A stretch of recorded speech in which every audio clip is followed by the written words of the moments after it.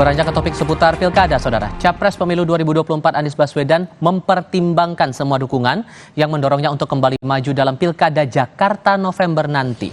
Anies menjawab kemungkinan dia kembali maju di pilkada Jakarta usai bertemu dengan warga dan tokoh masyarakat di Aceh. Soal rencana sejumlah parpol yang akan mengusungnya di pilkada Jakarta, Anies mengatakan semua panggilan tugas akan dipertimbangkan secara serius untuk selanjutnya akan diputuskan. Nama Anies masuk kembali dalam bursa calon gubernur Jakarta setelah sempat disinggung oleh petinggi Partai Nasdem dan PKB. Semua yang sifatnya panggilan tugas itu selalu dipertimbangkan dengan serius. Dan kami pertimbangkan semua panggilan tugas itu dengan serius. Dan kemudian nanti kita ambil keputusan. Sementara itu PKB sejauh ini masih menggodok sejumlah nama bakal cagup Jakarta termasuk Anies Baswedan. Ketua Umum PKB Mohaimin Iskandar mengatakan partainya masih belum memutuskan nama kandidat cagup Jakarta.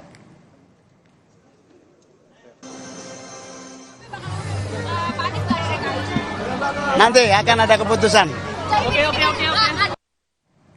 Di tengah ramainya bursa calon gubernur di Pilkada Jakarta 2024, mantan Gubernur Jakarta Basuki Cahayapurnama alias Ahok menyebut kriteria pemimpin Jakarta di masa mendatang haruslah sosok yang berani mengeksekusi kebijakan dan berani untuk tidak populer. Itu disampaikan Ahok saat menjawab sejumlah permasalahan di kota Jakarta yang hingga kini masih dirasakan warga, mulai dari kemacetan hingga banjir yang belum teratasi. Menurutnya, dalam memimpin Jakarta tidak sekadar mencari popularitas dan pencitraan.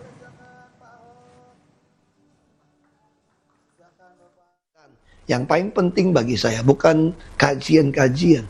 Kita tahu terlalu banyak. Yang paling penting Anda berani eksekusi nggak? Kadang kita tidak populer. Tapi demi untuk Jakarta lebih baik, popularitas itu tidak penting. Hanya sementara kalau popularitas hanya pencitraan. Bagi saya yang paling penting adalah melakukan eksekusi sehingga kita meninggalkan legacy.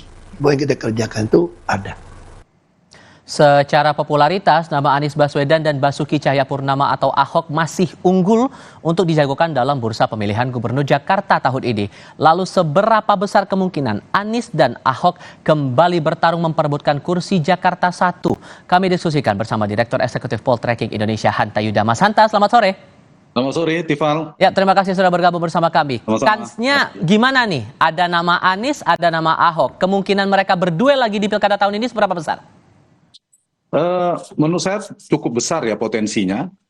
Karena apa? Karena mereka memiliki paling tidak aspek yang dibutuhkan untuk maju dalam kandidasi di internal partai dulu, Tifal. Misalnya satu, pasti setiap partai politik yang diukur adalah potensi elektabilitas, yaitu berdasarkan data survei. Nah, kalau dilihat dari data dukungan elektabilitas, maka keduanya masih punya basis. Data kami di Poltreking Indonesia misalnya itu menunjukkan Pak Anies, Pak Ahok itu masih kandidat yang potensial, punya basis yang cukup kuat. Di luar ada nama-nama baru seperti Ridwan Kamil dan sebagainya. Jadi satu, elektabilitas, kedua boarding pass.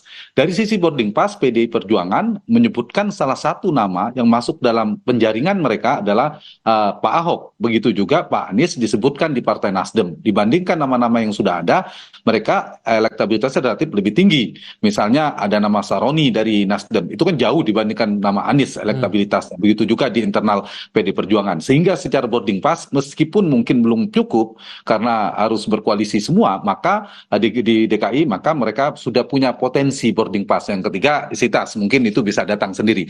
Yang paling penting, yang paling determinan adalah potensi elektabilitas. Nah, di titik ini mereka punya potensi, tetapi karena ini mereka pernah berduel dulu, Tifal, mereka juga punya komplikasi politik yang sama. Misal Pak Anies hari ini bukan sekedar incumbent, beliau baru saja bertarung, Anies Baswedan baru saja bertarung di Pilpres dan kalah. Itu menjadi problem bagi Anies tantangannya. Kalau kalah misalnya dalam Pilkada DKI, itu berbahaya buat Anies, sulit untuk running lagi di Pilpres 2024. Karena nggak mau 29, karena nggak mungkin maju Pilpres di DKI pun kalah misalnya.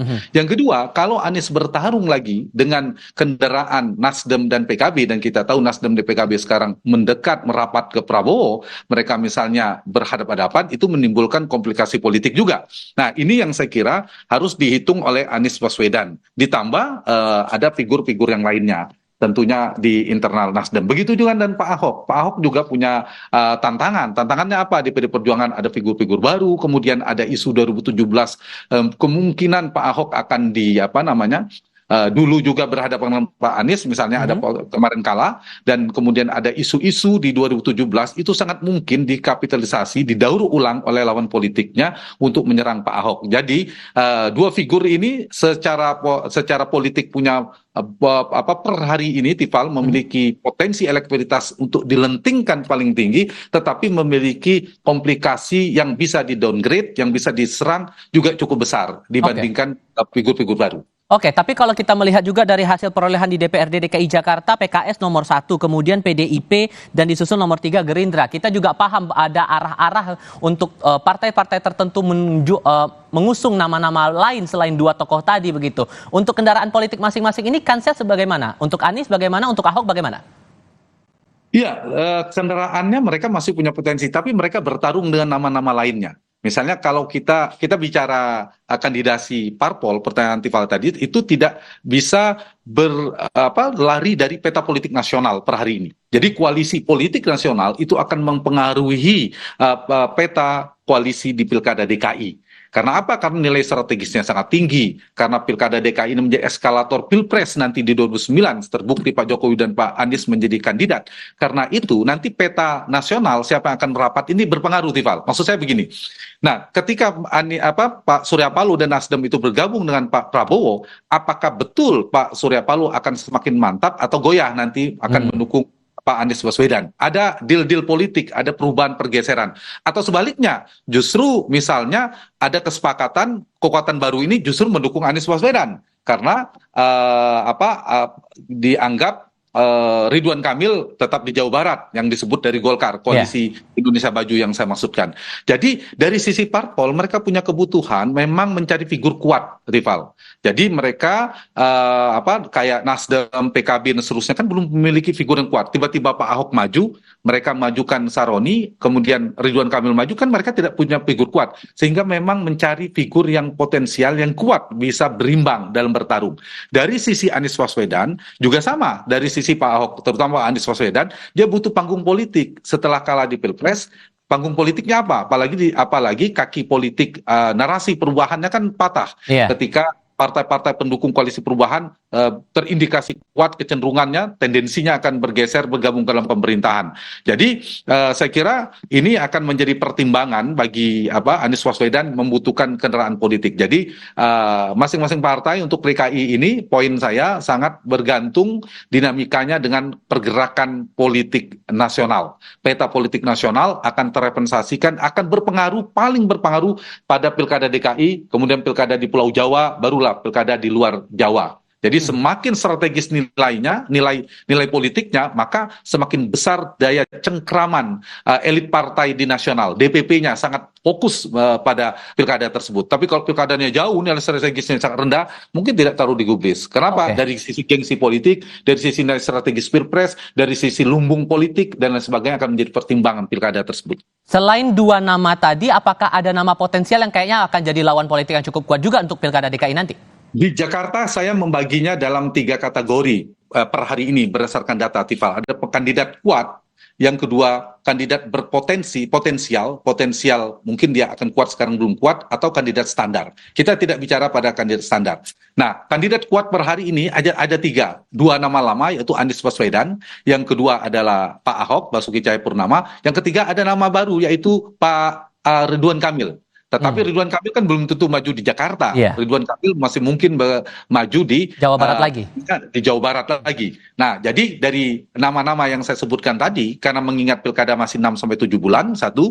Yang kedua, dinamika peta politiknya masih mungkin berubah. Yang ketiga, apakah Pak Anies dan Pak Ahok akan maju atau tidak. Maka berdasarkan 3 basis itu, maka per hari ini kita belum terlalu cepat menyimpulkan siapa kandidat terkuat. Per hari ini ada Pak Ahok, Pak Anies, dan Pak Ridwan Kamil, tapi sangat mungkin muncul kuda hitam, muncul figur-figur baru kalau mereka memiliki peran strategi, memiliki posisi strategis dalam persepsi publik. Apalagi misalnya ada wacana, maksudnya saya tidak percaya Pak Anies dan Pak Ahok dipasangkan, sebagian mengatakan. Nah, ya ada yang mengatakan demikian juga. Itu kan sudah kecil kemungkinannya.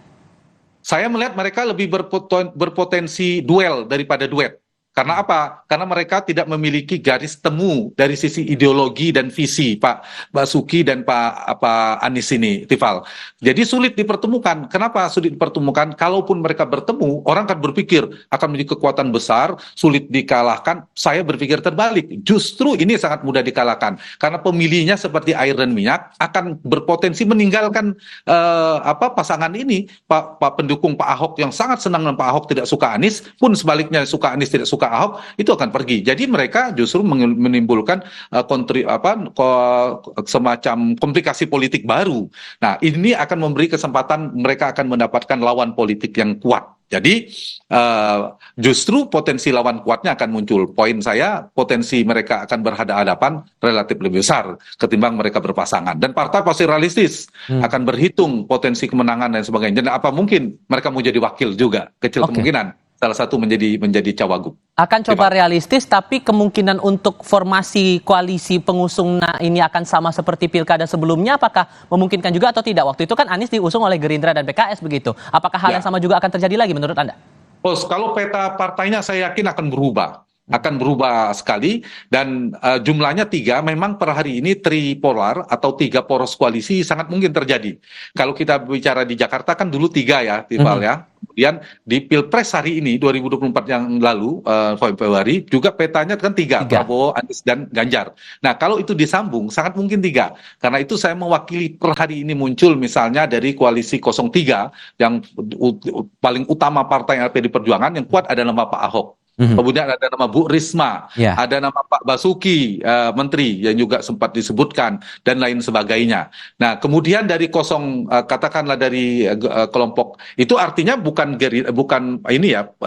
Gerindra dan PKS lagi yang bersama, sudah peta berubah. Nah, Anies, meskipun PKS mengatakan tidak Anies, tapi kita kan sangat mungkin 01 Anies diusung oleh PKB, oleh Nasdem dan PKS misalnya. Nah, itu namanya Anies paling kuat. Meskipun ada Saroni, ada PKS mengeluarkan nama Sohibul Iman dan Mardhani Alisera dari PKS-nya. Kemudian Nasdem ada Saroni. Tapi Anies lah yang paling kuat dari kubu ini.